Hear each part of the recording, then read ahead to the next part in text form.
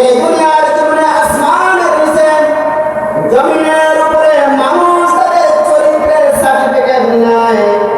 Union চেয়ারম্যানের কাছে কথা বলেন ঠিক কিনা? সিটি মেয়র এমপি মন্ত্রীরা তাদেরকে চরিত্রের সার্টিফিকেট দিয়ে থাকে, কিন্তু আমার আপনার রাসূলকে চরিত্রের সার্টিফিকেট দিয়েছেন, দুনিয়ার কোন মানুষ তাকে চরিত্রের সার্টিফিকেট দেন নাই। স্বয়ং রব্বুল আলামিন রাসূলের চরিত্রের সার্টিফিকেট দিয়ে দিয়েছেন। সুবহানাল্লাহ। আরেকবার বলি সুবহানাল্লাহ। সে রাসূল দাওয়াত করেন ইসলামের দাওয়াত দেওয়ার অপরাধে তাকে পাগল করেছে, কথা বলেন ঠিক কিনা? গণক করেছে, জাদুকর করেছে, অনেক উপহাস করা হয়েছে।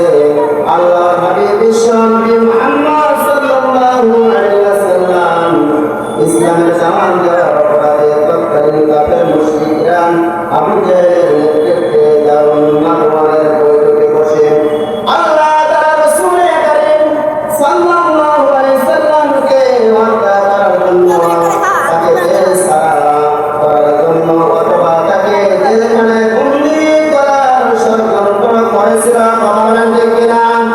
একমাত্র অপরাধ ছিল আল্লাহ তাআলার দেওয়া কোরআনের সঠিক কথা বলার কারণে। একমাত্র অপরাধ ছিল মহান আল্লাহ তাআলার রাসূলের কালামার দাওয়াত দেওয়ার কারণে। কথা বলেন ঠিক কিনা? রাসূলকে জেলে বন্দী করতে চেয়েছিল, রাসূলকে অত্যাচার করেছিল, পাগল করেছে, জাদুকর বলেছে, গণক বলেছে। এর একটা কারণ ছিল রাসূল সঠিক কোরআনের বিধান আল্লাহ তাআলা রাসূলের কালেমার দাওয়াত মানুষের দ্বারে দ্বারে পৌঁছে দেওয়ার জন্য রাসূলকে পাগল বলেছেন। কথা বলেন ঠিক কিনা? কথা বলেন ঠিক কিনা? কোরআনের সঠিক কথা বলার কারণে রাসূলকে জেলখানায় বন্দী করতে চেয়েছেন। কথা বলেন ঠিক কিনা? কোরআনের সঠিক কথা বলার কারণে রাসূলকে দেশ থেকে বিতাড়িত করেছেন। কথা বলেন ঠিক কিনা?